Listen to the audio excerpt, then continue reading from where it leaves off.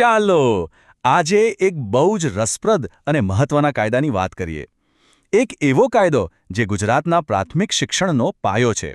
હા, આપણે વાત કરવાના છીએ મુંબઈ પ્રાથમિક શિક્ષણ અધિનિયમ 1947 વિશે, જે આજે પણ શૈક્ષણિક વહીવટ માટે એકદમ આધારસ્તંભ ગણાય છે.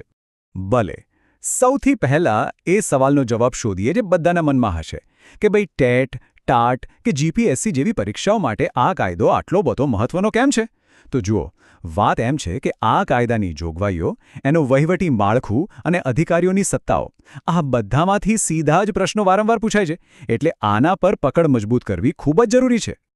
તો ચાલો આખા અધિનિયમને બરાબર સમજવા માટે આપણે એને આ 6 સરળ ભાગમાં વહેંચીને જોઈશું, જેથી એક પછી એક બધા મુદ્દા મગજમાં બરાબર બેસી જાય.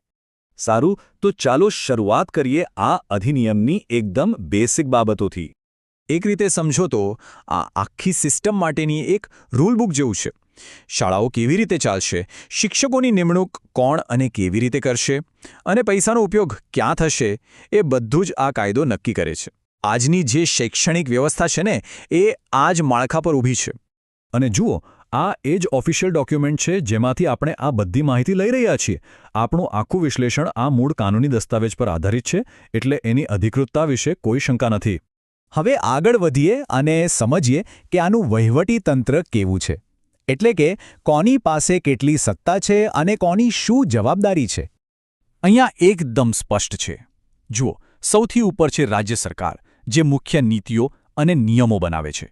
એની નીચે આવે છે જિલ્લા શાળા બોર્ડ, જે જિલ્લા લેવલે બધું મેનેજ કરે છે. અને પછી આવે છે શાળાનો સ્ટાફ, જે ગ્રાઉન્ડ લેવલ પર કામ કરે છે. એકદમ સીધું અને સરળ માળખું. આ 4 છે ને, એ આખા તંત્રના મુખ્ય આધારસ્તંભ છે. જિલ્લા બોર્ડ, વહીવટી અધિકારી અને પછી સ્થાનિક સ્તરે દેખરેખ માટે વિદ્યા સહાયક અને ગ્રામ શિક્ષણ સમિતિ. પરીક્ષામાં આમાંથી કોઈની પણ ભૂમિકા પૂછાઈ શકે છે, એટલે ધ્યાન રાખજો. તો સવાલ એ થાય કે આ બોર્ડ અને અધિકારીઓ પાસે પાવર શું છે? એ લોકો શું શું કરી શકે છે? ચાલો એમની ફરજો અને અધિકારોને થોડું ડિટેલમાં જોઈએ. આ ટેબલ પર એક નજર નાખો, બહુ અગત્યનું છે. બોર્ડના મુખ્ય કાર્યોને અહીં 4 ભાગમાં વહેંચ્યા છે. સ્ટાફની નિમણૂકથી લઈને શાળા ક્યાં બનશે, સમયપત્રક કેવું હશે અને બજેટનું શું થશે, બધું જ. ખાસ કરીને આ જે નિમણૂક અને બજેટવાળો ભાગ છે ને, એના પરથી સવાલ બને છે. હવે એક મજાની વાત, આ કાયદો તો 1947નો છે, બરાબર?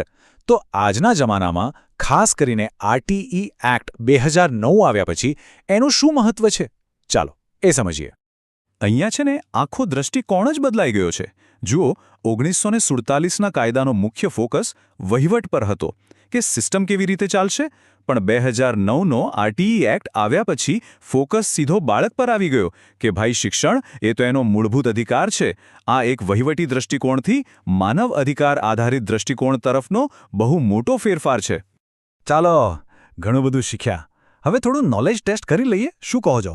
જોઈએ કે પરીક્ષામાં આ ટોપિકમાંથી કેવા સવાલો પૂછાય છે.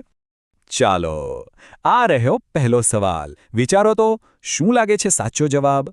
આ એકદમ ફેક્ટ બેઝડ સવાલ છે, જે સીધો જ પરીક્ષામાં પૂછાયેલો છે. આના પરથી ખબર પડે કે જિલ્લા શાળા બોર્ડની રચનાની નાની નાની વિગતો પણ યાદ રાખવી કેટલી જરૂરી છે. અને હવે આ બીજો સવાલ. યાદ છે આપણે વહીવટી માળખું જોયું હતું? બસ એ જ કોન્સેપ્ટ અહીંયા કામ લાગશે. આ પ્રશ્ન એ જ ચકાસે છે કે કોણ કોની નિમણૂક કરે છે, એ આપણને બરાબર યાદ છે કે નહીં. સારું, તો આખા વિષયને અંતે ચાલો ફટાફટ એક રિવિઝન કરી લઈએ. જે મુખ્ય મુદ્દા છે એને ફરી એકવાર પાક્કા કરી લઈએ, જેથી કંઈ ભૂલાય નહીં. તો બસ 3 જ વસ્તુ ખાસ યાદ રાખવાની છે. પહેલું, કે આ ગુજરાતના પ્રાથમિક શિક્ષણનો પાયાનો કાયદો છે. બીજું, એનું 3 લેવલનું વહીવટી માળખું. અને ત્રીજું, પરીક્ષા માટે નિમણૂકો અને સત્તાવાળા પ્રશ્નો સૌથી અગત્યના છે. બસ આટલું યાદ રાખશો તો પણ આ ટોપિક તૈયાર. એક વાત હંમેશા યાદ રાખજો, સફળતા એ મહેનત અને સાચી દિશાનું જ પરિણામ હોય છે. આ અધિનિયમને સમજવો એ સાચી દિશામાં એક મોટું પગલું છે. આવનારી પરીક્ષા માટે તમને બધાને ખૂબ ખૂબ શુભેચ્છાઓ.